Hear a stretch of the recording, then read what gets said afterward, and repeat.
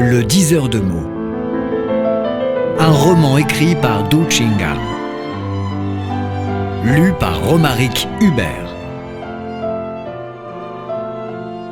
Le diseur de mots. Châtiment. Dado avait un ami nommé Yan Jinmiao. À l'origine, le dernier caractère de son prénom était Miao, qui signifie vague, incertain, au même sens que les limbes du Pacifique de Michel Tournier. Par un beau jour, ce chercheur francophone rencontra un devin de mots qui lui signala que son nom était défectueux parce que les deux idéogrammes initiaux comportaient trop de feu. C'est vrai. Le premier, Yan, qui signifie chaleur, est superposé de deux Ro, qui signifie feu, alors que Jin, qui signifie or ou métal, évoque des flammes. Dans le système philosophique chinois, les 5 éléments métal, bois, eau, feu et terre s'engendrent et se domptent mutuellement. Il faut de l'eau pour apaiser le feu. Jinmiao s'en contreficha, mais son père croyait au dire du voyant. Il connaissait mieux son fils. C'était un bonhomme honnête, loyal d'une bonté suprême, mais il s'enflammait facilement comme du feu. Féru de la liberté d'expression chère aux Français, il aimait critiquer le gouvernement, se moquer des moines et dénigrer sans détour ses collègues. Trop direct dans ses propos, il offensait souvent ses supérieurs et en subissait de lourdes peines et de grosses pertes. Au cours de la Révolution culturelle, on l'enferma pendant 2 mois, le força à confesser ses propos de nature réactionnaire et à faire perpétuellement son autocritique. L'enfermé faillit succomber au huis clos despotique. Au bout des injustices et des vicissitudes, Jinmiao ne se corrigea point, mais il ne pouvait contrarier son père qui prenait l'affaire trop au sérieux. Il remplaça le miao par un miao de même prononciation qui comporte 3 gouttes d'eau pour apaiser le feu trop ardent. Néanmoins, il continuait de parler sans détour, en ce bas monde comme dans le temple. En juin, Jinmiao se rendit à Chengdu pour un colloque international sur la littérature française. Comme son ami, Dado fut invité à intervenir à la séance d'inauguration. L'un traita de Greimas, l'autre de Michel Tournier. Les 2 collègues se distinguèrent par l'originalité de leur communication et furent chaleureusement applaudis. Suite au colloque, on visita le temple Zhongling. C'était un lieu sacré au paysage magnifique. Le sanctuaire se dressait sur une colline entourée de montagnes reboisées donnant sur un vaste lac verdoyant. L'air était pur, on entendait partout des oiseaux, tout était baigné dans une ambiance emplie de sérénité. À l'approche du temple, se répandaient néanmoins des relents mesquins et lucratifs. La guide, complice, proclama tout haut. « Vous avez de la chance, c'est une affinité prédestinée. Le grand maître Huizen, qui voyage partout ailleurs, est arrivé aujourd'hui dans ce temple.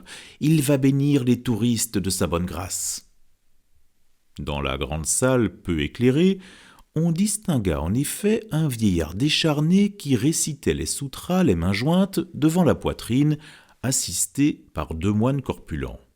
C'était l'honorable Huizen. Les touristes se rangeaient devant la statue du Bouddha, s'inclinèrent et se prosternèrent. Ayant chanté un texte sacré, le vieillard ouvrit les yeux, promena ses regards sur les pèlerins accroupis.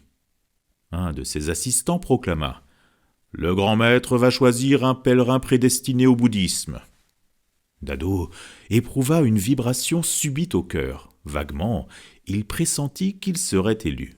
Il se prosterna plus pieusement. Jinmiao se tenait au dernier rang, observait froidement les moines et les pèlerins. Dado fut en effet sélectionné au premier tour. Il sortit de la foule, pénétra dans la salle intérieure sous la conduite du second assistant. Autour de lui s'exposaient de hauts encens et de grosses bougies tous rouges. Le pieux pèlerin en fut fier. Parmi une centaine de touristes, lui seul fut élu. Mais il ignora la suite. Dans l'incertitude, il se rassura. En tout cas, il s'agirait des pratiques visant à soulager le cœur. Contre toute attente, il vint ensuite une vingtaine de pèlerins élus au nom de l'affinité prédestinée, arrivés comme des moutons chassés d'une salle à l'autre. Dado fut vexé. L'assistant avait dit ne choisir qu'un seul représentant, et on était au nombre d'une vingtaine. Le moine corpulent distribua à chacun un bout de papier luisant et expliqua. Que chacun mette par écrit son vœu sur le papier. Pour être efficace, ce souhait ne doit s'adresser qu'à 3 personnes. Tous les élus s'affairaient à inscrire les noms les plus chers et le vœu le plus beau. Dado l'exécuta avec le plus grand sérieux. Comme enchaîné dans un rouage, quand tout fut terminé, l'assistant précisa ses notices. « Veuillez appliquer votre papier sur l'encens. » Dado se faufila vers les offrandes sacrées. Les moines étaient méticuleux. Ils avaient préparé des bouts de collant appliqués sur 2 baguettes dressées pour faciliter l'opération. Les encens étaient marqués d'un prix. Chacun coûtait 98 yuans. Dado avait tout compris. Il était pris au piège. Le pieux pèlerin n'avait pas pu imaginer qu'on pouvait déshonorer la religion à un tel degré. En 3 secondes, la moitié des élus se retira de la salle. Dado allait partir avec la foule, mais en levant la tête, il vit le Bouddha qui lui souriait. Une voix résonna dans son cœur. « Dieu est là, tout haut. L'homme ne peut nous faire chanter. Il sera puni. À la rencontre du sourire sacré, on ne peut s'éclipser en catimini. » Le pèlerin, éclairé, retourna dans la salle, paya de lui-même 3 encens, les brûla et se prosterna devant le Bouddha souriant. Dado n'était pas croyant, mais il vénérait les dieux des 4 coins du monde, qu'ils soient musulmans, catholiques, bouddhistes ou taoïstes. Au sortir du temple, Jin Miao attrapa son collègue, éclata de rire. « Dado, tout pieux, tu es piégé. »« Non, je le fais volontiers. »« Tu peux toujours te justifier. Pour moi, c'est un chantage. Dès l'entrée, je vois un vieillard tout maigre qui ne ressemble en rien à un maître. Un paysan tout court. On ne sait d'où il vient, d'un village d'à côté peut-être.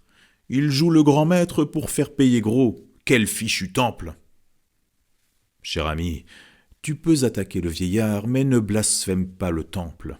L'homme qui pêche sera châtié par le ciel. Le temple millénaire est un lieu sacré. » Jin Miao s'en moqua.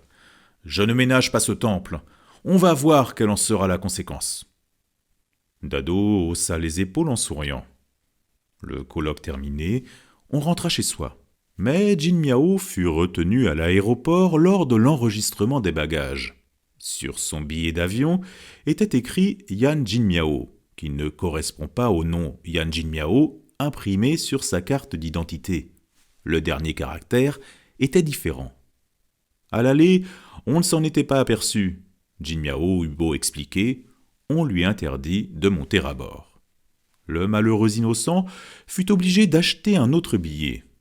De retour chez lui, l'agence lui accorda une indemnité réduite avec une perte de 300 yuans de sa poche, la même somme que Dado avait payée pour les 3 encens. Dado avertit. « Voici la conséquence de ton blasphème. » Jin Miao n'en fit qu'à sa tête. « Je suis comme je suis fait comme ça, je réitère mon attaque. » Son ami chercha à le persuader. « Tu peux être athée, mais Dieu est à vénérer, du moins à respecter. » L'homme sans détour ferma l'œil à tout conseil. « Si je reviens au temple, manipulé une nouvelle fois par ce type maigre, je ne manquerai pas d'attaquer son temple. » Dado sourit, ne souffla plus un mot.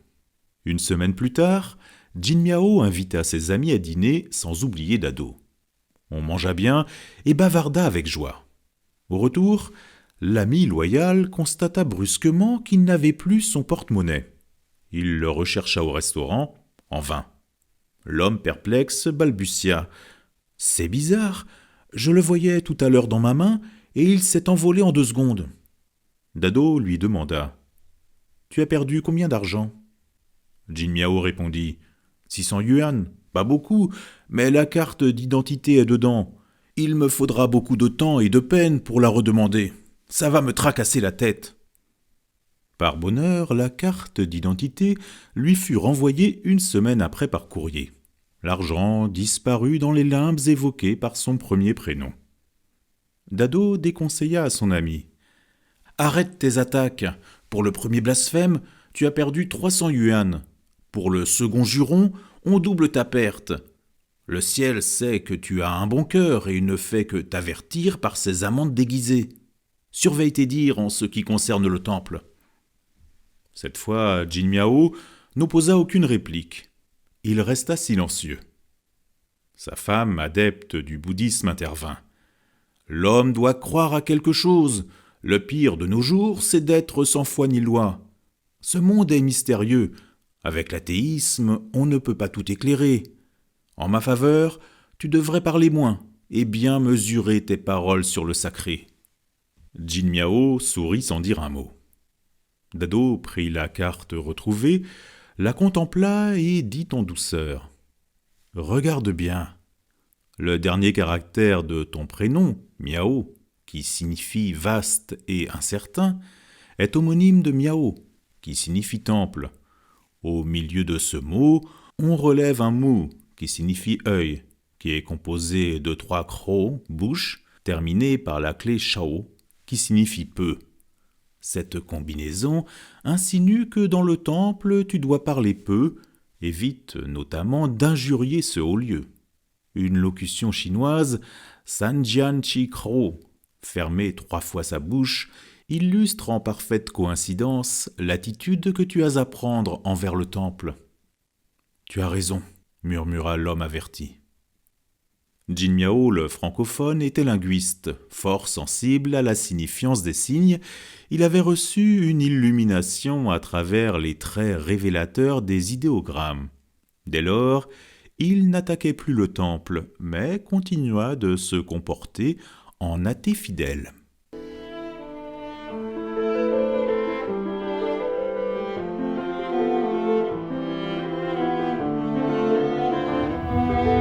Le 10 heures de mots. Un roman écrit par Du Chingang. Lu par Romaric Hubert.